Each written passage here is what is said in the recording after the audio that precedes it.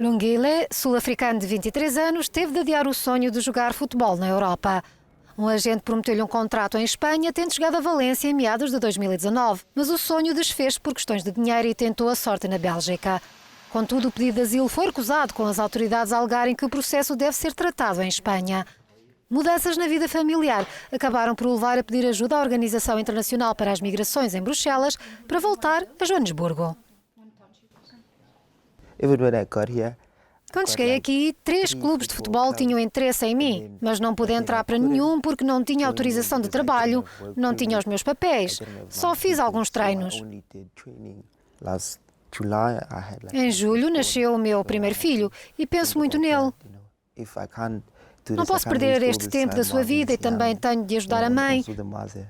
Tenho que fazer o possível para estar presente e ajudá-los, ao invés de os tentar trazer para aqui e andar de um lado para o outro.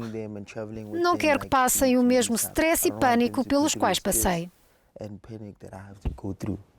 A Organização Internacional para as Migrações tem um programa de ajuda ao regresso voluntário aos países de origem. No caso de Lungile, pagaram o bilhete de avião e vão financiar os meios para poder fazer um podcast na internet sobre os desafios que os jovens enfrentam a nível profissional. A Comissão Europeia quer aumentar o número de pessoas que voltam ao país de origem quando o pedido de asilo é recusado. Atualmente, só 1/3 dos cerca de 370 mil casos recusados terminam com a repatriação voluntária. Uma das propostas é que os Estados-membros que se recusam a receber refugiados e imigrantes possam patrocinar estes regressos. Mas pode ser um projeto arriscado, diz um especialista em imigração e direito internacional.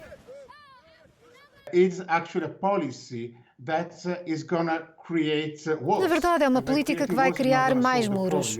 E ao criar muros não vai resolver o problema, vai apenas criar mais trabalho para os agentes policiais e para os tribunais. Porque o problema é que estas medidas vão estar em conflito com as obrigações do direito internacional para os Estados.